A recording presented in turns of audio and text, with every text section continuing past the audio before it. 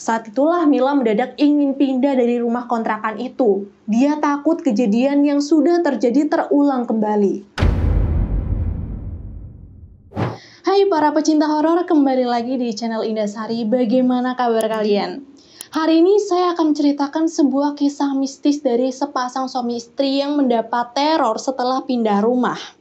Demi kenyamanan kalian dan lebih paham sama alurnya, saya akan menceritakannya dari sudut pandang orang pertama ya. Dan langsung aja kita masuk ke ceritanya.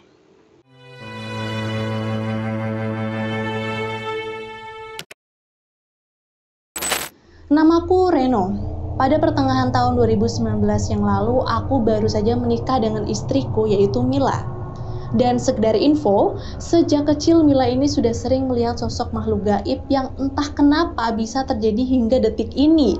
Dan banyak yang beranggapan kalau Mila itu mendapatkan titisan dari buyutnya dulu. Sebelumnya, aku bekerja di salah satu vendor bengkel motor resmi di Jawa Timur. Tapi, karena ada alasan tertentu, aku memutuskan untuk resign pada 30 Desember 2019 dan menerima tawaran lowongan pekerjaan dari teman lamaku yang ada di Jakarta. Singkat cerita, karena mau pindah, aku sama Mila pergi ke stasiun, dan jam keberangkatan kereta menuju Jakarta itu di jam 3 sore. Sebelum berangkat, aku menyuruh Mila untuk memastikan semua barang bawaan tidak ada yang kurang. Nah, setelah siap semuanya, barulah aku dan Mila langsung OTW ke stasiun. Pas sampai di sana dan jam menunjukkan pukul 3 sore, kereta datang. Aku sama Mila langsung masuk ke gerbong dan duduk sesuai nomor yang ada di tiket. Tapi ketika kereta baru saja berangkat, aku melihat dari balik kaca jendela ada sosok berjubah hitam dengan wajah yang samar. Kelihatan lagi melambaikan tangannya. Ngelihat sosok misterius itu, aku kaget. Karena tidak lama kemudian sosok itu menghilang. Setelah itu, aku langsung berdoa karena takut sosok itu adalah pertanda buruk untuk keluargaku. Singkatnya, setelah tiba di Jakarta pukul 4 pagi, aku sama Mila langsung naik taksi online menuju ke kontrakan baru yang sudah aku pesan lewat teman lamaku. Tapi selama dalam perjalanan, aku baru ngeh kalau si sopir taksi ini ngelirik dari kaca spion tengah.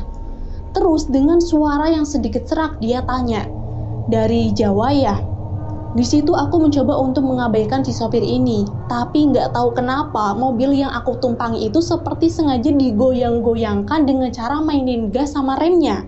Dan terpaksa aku jawablah, "Iya Pak, dari Jawa Timur." Dan setelah dijawab, mobil kembali stabil. Karena sikapnya yang aneh itu, aku langsung ngambil HP dan membuka aplikasi map untuk memastikan tujuanku benar atau enggak. Dan bener dong, tiba-tiba si sopir ini menyimpang dari jalur pada aplikasi map. Aku yang panik langsung tanya, Loh Pak, ini harusnya lurus dong." Dan si sopir menjawab dengan sangat ketus, "Diam, saya lagi cari jalan tikus biar cepet sampai." Di situ aku hanya bisa diam sambil ngeliatin HP yang masih membuka aplikasi map. Sedangkan Mila yang ada di sampingku mulai merasa ketakutan karena takut bakal ada kejadian di luar nalar terjadi di mobil taksi itu. Saat arah map sudah terdeteksi sesuai dengan arah tujuannya, aku mulai merasa lega karena kendaraan yang aku tumpangi hampir sampai di alamat tujuan.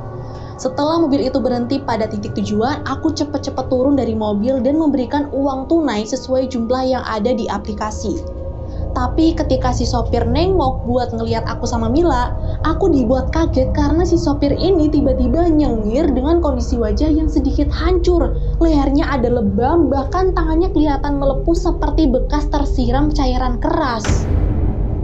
Karena nggak mau berurusan dengan si sopir lagi, aku sama Mila langsung menuju gerbang kayu besar bertuliskan kontrakan mawar.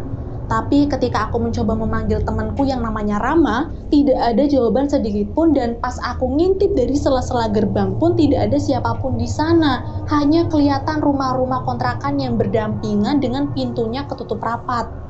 Ketika dihubungi lewat telepon, Rama juga tidak menjawabnya dan mau tidak mau kami pun harus menunggu di luar. Sambil mencari seseorang karena mungkin aja bisa minta bantuan. Beberapa saat kemudian, pandanganku tuh teralihkan ke pos kampling yang gak jauh dari tempatku berdiri itu. Keadaan pos kamplingnya gelap, gak ada penerangan, jadi cuma kelihatan dari lampu-lampu jalan aja. Saat aku dan Mila mendekati pos kampling itu, entah kenapa pos tersebut sepertinya sudah tidak berfungsi layaknya pos kampling pada umumnya. Bahkan tiang yang terbuat dari kayu itu hampir habis dimakan rayap.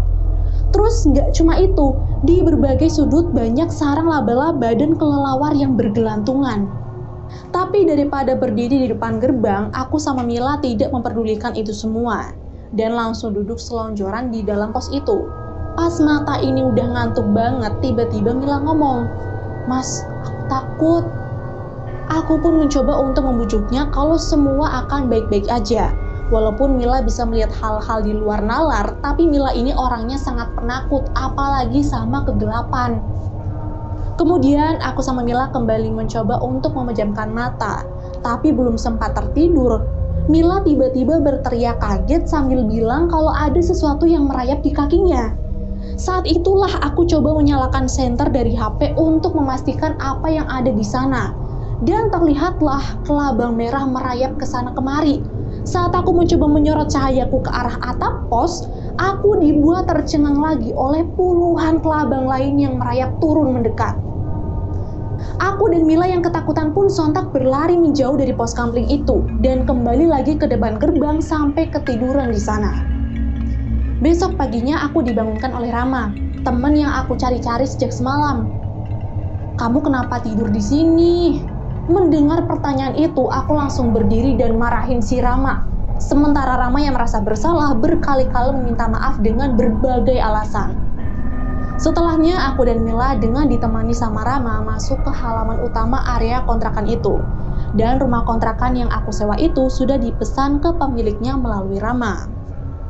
Wilayah kontrakan ini memiliki lahan yang luas sampai ada 10 kontrakan dan di setiap kontrakannya itu terdiri dari 3 petak. Kelebihannya kontrakan ini adalah sudah dikelilingi tembok tinggi. Terus ada taman sama gazebo yang cukup luas. Udaranya juga sejuk karena masih banyak pohon-pohon di sekelilingnya. Sambil melihat-lihat kontrakan itu, aku cerita ke Rama tentang apa yang kemarin aku alami sama Mila. Sopir mobil yang kemarin aku tumpangi nyeremin banget. Dia nyengir dengan wajah yang sedikit hancur, lehernya lebam, tangannya juga melepuh kayak bekas tersiram cairan keras. Rama yang mendengar itu dengan seenaknya berkata, "Jangan halu deh, gak ada hantu di ibu kota seperti ini. Mungkin fisiknya aja seperti itu dan memilih bekerja jadi supir online." Di situ aku hanya bisa mengangguk karena perkataan Rama sedikit masuk akal juga. Tapi karena aku masih keheranan, aku coba ceritain hal lain yang terjadi di pos kamplingnya. "Satu lagi nih Rama, pas kamu susah dihubungin, aku sama Mila istirahat sebentar di pos kampling ujung. Di sana suasananya mencekam banget, ditambah banyak kelabang di mana-mana." "Di mana ada pos kampling? 2 tahun yang lalu sudah tidak ada pos kampling di sini." Rama beranggapan kalau aku mungkin aja cuma terbawa suasana karena terlalu lelah. Tapi tetap aja semuanya terasa janggal dan aku benar-benar tidak mimpi waktu itu. Kemudian Rama terus berjalan mengantar aku dan Mila ke rumah kontrakan baru sambil memberi kunci yang sudah dia ambil dari ibu pemilik kontrakan. Rama sendiri tinggal di rumah kontrakan yang ada di samping kontrakanku. Namun bedanya tempat kontrakanku ini berada paling bawah karena memang posisi tanahnya yang menjorok ke bawah membuat rumah kontrakan ini berbeda sama yang lain. Yang lebih sialnya lagi, rumah kontrakan baruku ini berhadapan dengan rumah kontrakan yang hanya diisi oleh banyak perabotan tidak terpakai, alias tempat itu memang dijadikan gudang oleh pemilik kontrakan. "Rama, ini kenapa saya dapat kontrakan di bawah sih? Apa nggak ada yang lain atau cari tempat yang lain gitu?" Sambil tersenyum, Rama pun menjawab, "Emang kenapa? Takut? Kontrakan di sini udah penuh, cuma ini yang kosong. Di tempat lain juga banyak yang udah penuh. Ada kosong, tapi harganya mahal. Mau?" Karena tidak ada pilihan lain dan aku baru saja sampai di kota perantauan, aku dan Mila harus menempati kontrakan tersebut. Singkat cerita, ketika hari sudah sore, aku dan Mila baru saja selesai membersihkan rumah yang sudah aku kontrak ini. Tidak ada yang aneh sih dalam rumah ini, karena cat dinding di seluruh ruangan masih bersih. Ya, walaupun ada sebagian atap plafon yang udah rapuh. Karena hari udah mau gelap, aku menyuruh Mila untuk mandi duluan, terus habis itu kita istirahat.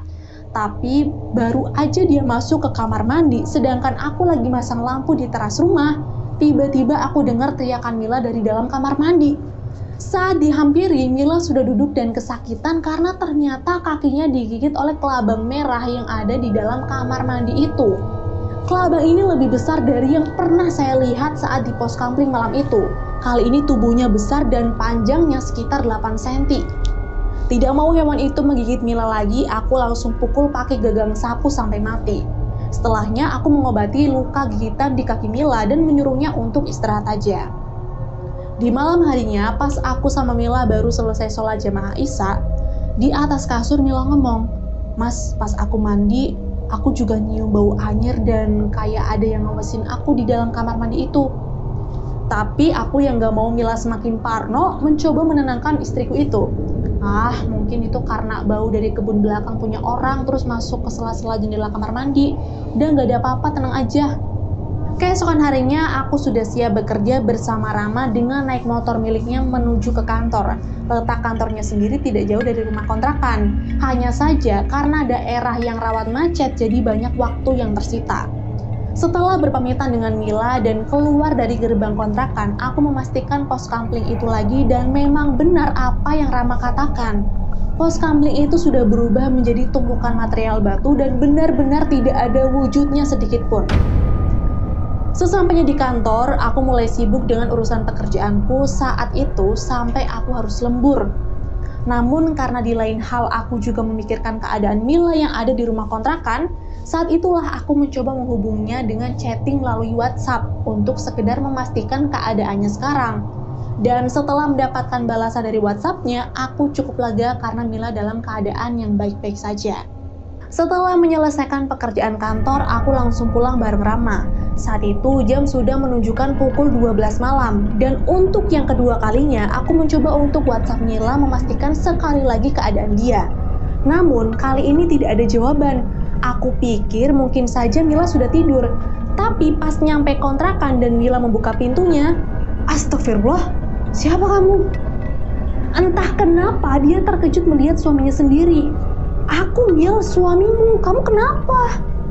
Sekali lagi aku memastikan bahwa aku saat itu benar-benar adalah suaminya dengan mencoba memperlihatkan HP-ku dengan isi chattingnya. Setelah percaya kalau aku ini suaminya, Mila langsung ketakutan sambil bertanya-tanya, siapa orang yang baru saja pulang dan masuk ke kamar mandi itu? Seketika itu aku dan Mila menuju ke arah kamar mandi dan memastikan siapa yang ada di sana. Tapi setelah pintu kamar mandi itu terbuka, tidak ada siapapun yang ada di dalam sana. Besoknya, saat aku berangkat bekerja seperti biasa bersama Rama, di dalam perjalanan aku mencoba menanyakan tentang hal janggal yang terjadi pada rumah kontrakan itu. Rama yang masih memegang setir motornya pun bilang, "Gak apa-apa, itu cuma pengenalan awal aja, yang penting harganya lebih murah kan?" Aku benar-benar bingung kenapa Rama seolah-olah tidak peduli sama apa yang aku alami bersama Mila malam itu. Untungnya hari itu aku pulang lebih cepat sebelum matahari terbenam, jadi Mila merasa lebih tenang karena dirinya tidak sendirian di dalam kontrakan. Gak ada yang mencurigakan saat waktu sudah menunjukkan pukul 9 malam, tapi setelah aku sudah tidur, tiba-tiba saja terdengar suara pukulan dari kaca jendela depan. Aku mencoba untuk bangun dan memastikan apa yang terjadi. Lalu pas aku ngintip dari balik jendela rumah, tiba-tiba saja listrik rumah kontrakan itu padam begitu saja. Aku mencoba meraih senter yang kebetulan letaknya nggak jauh dari jendela. Saat aku senter ke arah rumah kontrakan kosong di depan, terlihatlah sosok wanita berpakaian batik Belanda melotot ke arahku. Sosok itu kondisinya begitu memprihatinkan, wajahnya pucat, kedua matanya berwarna merah marun, bahkan lehernya mengeluarkan darah segar karena terikat sama tali tampar berwarna putih. Sosok itu juga berulang kali menggedor jendela kaca sampai kemudian Mila datang. Dan entah kenapa setelahnya suara gedoran kaca dan sosok yang menampakkan diri itu hilang seketika. Kemudian aku menyalakan listrik dari MCB meteran, karena kayaknya aliran listrik di kontrakanku ini cuma konslet, soalnya penghuni kontrakan lain masih dalam keadaan menyala. Setelah itu, aku mencoba untuk tidur dan memberitahu semuanya ke Mila agar dia bisa lebih waspada dengan keadaan ini. Keesokan harinya sepulang dari bekerja, Mila bercerita, Jadi pas dia lagi belanja sayur, tiba-tiba saja seorang ibu-ibu dari salah satu penghuni rumah kontrakan ngomong kalau rumah hunian yang kami kontrak itu sebenarnya adalah gudang yang sudah lama tidak dihuni oleh manusia. Bahkan beliau berpesan untuk berhati-hati jika di rumah itu sendirian, karena dirinya juga sering mendengar suara-suara aneh saat di malam hari. Saat itulah Mila mendadak ingin pindah dari rumah kontrakan itu.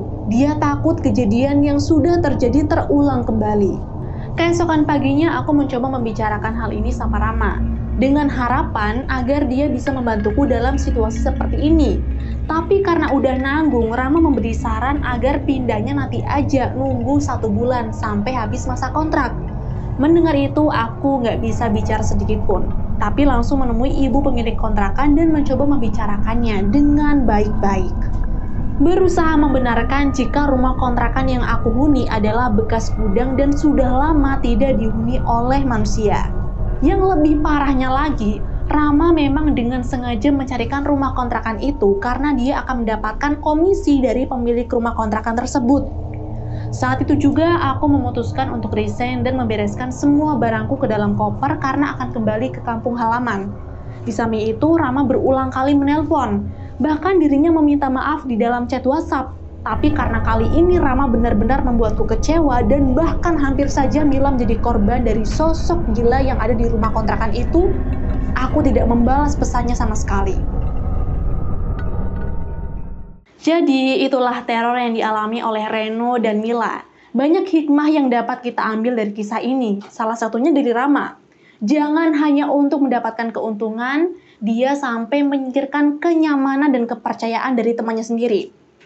Oh iya, kisah ini saya dapatkan dari akun Twitternya Arah Lain. Jadi buat kalian yang penasaran langsung kepoin aja di sini ya. Terus kalau ada yang mau request bisa komen di bawah atau DM di Instagram saya @_sarirasa. Sekian dan sampai ketemu di video selanjutnya.